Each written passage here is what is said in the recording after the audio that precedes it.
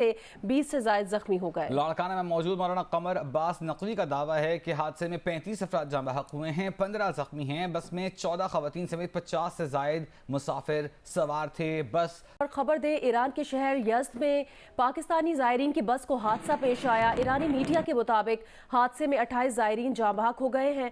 अस्पतालों में इमरजेंसी नाफिज कर दी गई। ज़ायरीन की बस दहशीर तफ्तान चेक पोस्ट के सामने उलट गई। बस में 53 ज़ायरीन सवार थे। लाड़काना से ईरान जाने वाली मुसाफिर बस को हादसे की सीसीटीवी फुटेज बोल न्यूज पर। तेज रफ्तार के दौरान बस के ब्रेक फेल हुए। फुटेज में बस को तेजी से गुजरते देखा जा सकता है।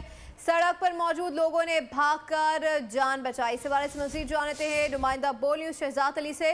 जी शहजाद, बताइएगा, अब तो सीसीटीवी फुटेज भी सामने आ गई है।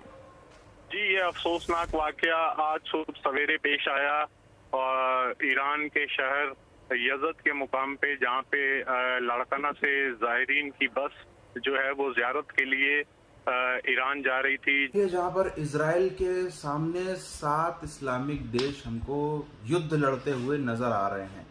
इजराइल फिलिस्तीन के बीच में विवाद हुआ, भारी विवाद हुआ, लेकिन अब हम देख रहे हैं वो जो इजराइल फिलिस्तीन, क्योंकि फिलिस्तीन के माध्यम से ईरान लड़ता था। अगर हम देखें तो ईरान और इजराइल के बीच में सीधी टक्कर कि इसने उस पर मिसाइल मार दी, उसने इसके न्यूक्लियर जो बेसिस थे वहां पर अटैक कर दिया, ऐसा पहले हमें नहीं देखने को मिला, पर इस बार देखने को मिल रहा है।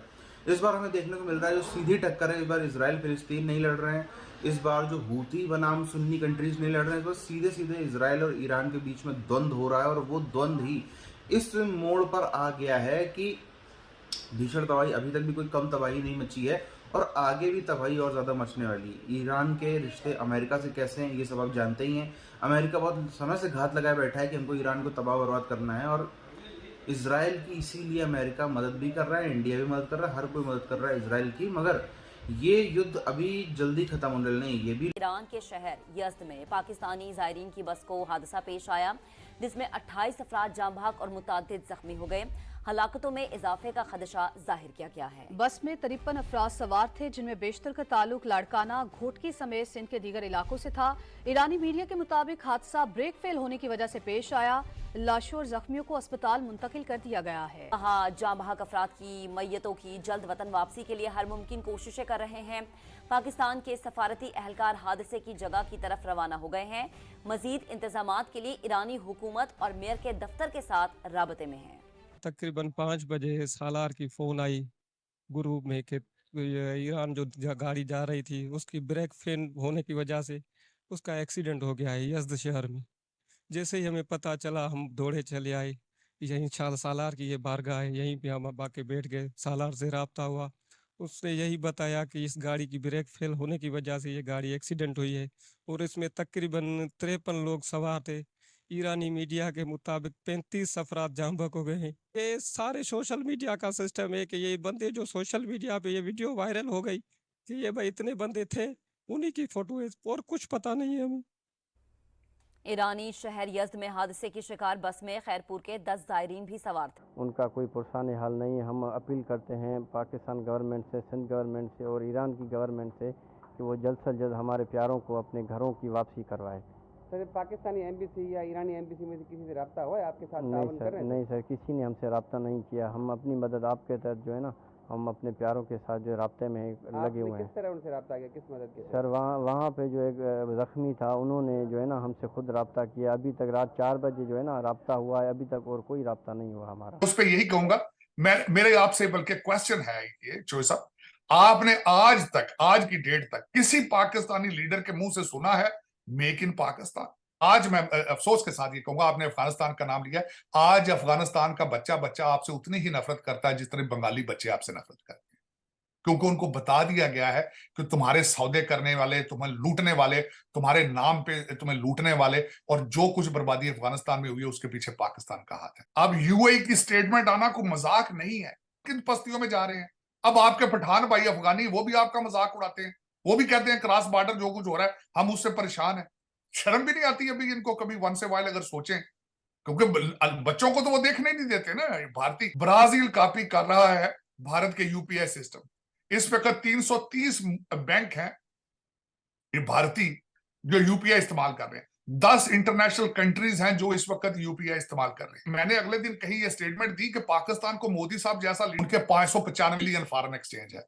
ये नई बात बताना चाहता हूं कि मोदी साहब अमेरिका गए हैं, भारत को मेक इन भारत प्रमोट करके गए हैं, फ्रांस गए हैं तो मेक इन इंडिया प्रमोट करके जा रहे हैं, यूएई में गए हैं तो वहां पे भी यूपीआई और इंडियन करेंसी की बात करके गए। आपके जो लोग बाहर जाते हैं तो वापस आते हैं, उनके ऊपर फूलों की पत्तियां फेंकी जाती हैं, कर्जे लेकर आए।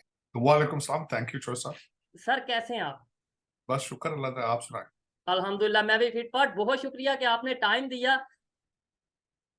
My pleasure, चोर साहब, I'm always excited to see you, matter of fact. Thank you sir. Sir हमारे लिए तो ज्यादा सोचने वाली बात ये है कि जो एक हमारे पास स्टांस था कि भाई ये नॉन मुस्लिम के खिलाफ साजिश हो रही है, नॉन मुस्लिम हमारे खिलाफ साजिश कर रहे हैं, हम एटॉमिक पावर हैं इसलिए दूसरे कंट्रीज हमारे खिलाफ साजिश कर रहे हैं। कहते हैं कि जी हमने कौम को तोहफा दिया है कर्ज का, तो अब उनसे कराई इन्वेस्टमेंट ताकि आपको आपके ऊपर प्रेशर आ सके, और वही प्रेशर उसके रिजल्ट में आज यूएई ने कहा है कि अपने इन चीजों को रोका जाए, इनको देखा जाए। लेकिन मैं समझता हूं कि अब आप कह रहे हैं यूएई ने स्टेटमेंट दी, मुसलमान मुल्कों ने स्टेटमेंट दी है।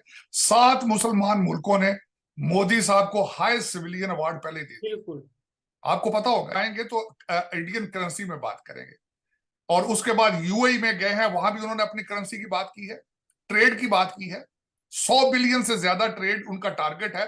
85 बिलियन पे वो आप वैसे ही खड़े हैं। 85 बिलियन डॉलर का ट्रेड यूएई के साथ, छोटा सा यूनाइटेड अरब एमिरेट्स के साथ, और जहां जाते हैं। और दूसरा, अपने डायस्पोरा को प्रमोट करते हैं। फ्रांस के अंदर गए हैं, मेक इन इंडिया, ये उनका फोकस था उसके ऊपर। और उस लाड़काना से ईरान जाने वाली मुसाफिर बस को हादसे की सीसीटीवी फुटेज बोल न्यूज पर। तेज रफ्तार के दौरान बस के ब्रेक फेल हुए। फुटेज में बस को तेजी से गुजरते देखा जा सकता है। सड़क पर मौजूद लोगों ने भागकर जान बचाई। इस बारे से मजीद जानते हैं नुमाइंदा बोल न्यूज शहजाद अली से। जी शहजाद, बताइएगा, अब तो सीसीटीवी फुटेज भी सामने आ गई है।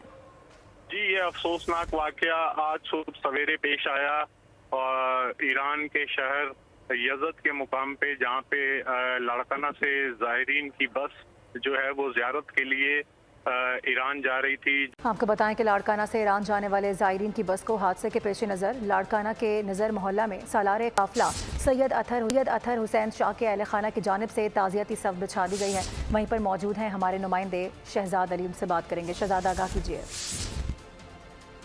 लाड़काना जाने वाले ज़ायरीन की बस को अफसोसनाक हादसा पेश आया, जिसमें बस के ब्रेक्स फेल होने के में बड़ी जंग चल रही है, ना सिर्फ एक ईरान से बल्कि 7 मुस्लिम देशों से सामने सामने का मुकाबला है।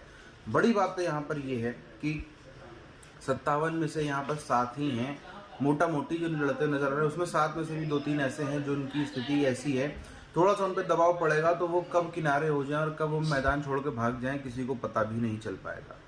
बात करें इजराइल की, इजराइल के साथ कहने को जरूर अमेरिका है, इजराइल के साथ में कहने को जरूर कई सारे अन्य देश हैं, मगर ग्राउंड की लड़ाई, जमीनी लड़ाई जो है वो इजराइल खुद ही लड़ रहा है, इसमें कोई दो राय नहीं है। इंडिया भी हम अगर देखें, इंडिया भी सपोर्ट कर रहा है, इंडियन मॉरल सपोर्ट कर रहा है, इंडिया अंतर खाने से कई सारी मदद दे रहा होगा, और नो डाउट जो हमारे सीक्रेट एजेंसीज होती हैं उसके पॉइंट ऑफ व्यू से या फिर उस लेवल पर मदद डेफिनेटली दी जा रही होगी। मगर ग्राउंड पे यदि इंडियन सेनाएं लड़ें इसराइल की तरफ से तो वो नहीं होगा और होना भी नहीं चाहिए। फिर वो तो अलग ही किस्म की दुनिया में वो तो वर्ल्ड वॉर चालू हो जाएगा, फिर तो वो चीज़ नहीं हो सकती। मगर हम देखें ईरान के साथ में अन्य देशों के कई सारे घुसपैठिए हैं जो घुस के यहाँ पे ईरान की तरफ से लड़ते हैं। ये चीज़ है जिसको दुनिया को देखना पड़ेगा कि आखिर अगर ईरान ऐसा कर सकता है तो बाकियों को भी ऐसा करना चाहिए कि इजराइल की सेनाओं में, इजराइल के अंदर जो है दूसरे जगह के लोग भी शामिल किए जाएं, भर्ती किए जाएं, तो इनकी तरफ से लड़े। बाद में यही कहते हैं जैसे पाकिस्तान भी कितनी बार करता है ना, पाकिस्तान की तरफ से कितनी बार कभी पुलवामा होता है, कभी कुछ होता है, कभी कुछ होता है। ये लोग क्या बोलते हैं कि हमने नहीं किया, आतंकवादी करके चले गए, हमारा कोई इसमें रोल नहीं, आतंकवादी करके चले। तो ऐसे ही आतंकी हमले जो हैं वो इन सब के ऊपर भी होने चाहिए। जो आतंकी बोल के एक सूडो वॉर लड़ी जाती है, जो 5th जनरेशन वॉर लड़ी जाती है, उसमें जो है वो और ज़्यादा इनसे देशों की गर्दन कसनी ज़रूरी है। बहरहाल सबको पता है ईरान ने जिस दिन से अपने मिसाइल मारे थे इसराइल के ऊपर, उसी दिन से उसने अपनी मौत बुला ली थी और अब वो सिलसिला बढ़ता हुआ ही नजर आ रहा है।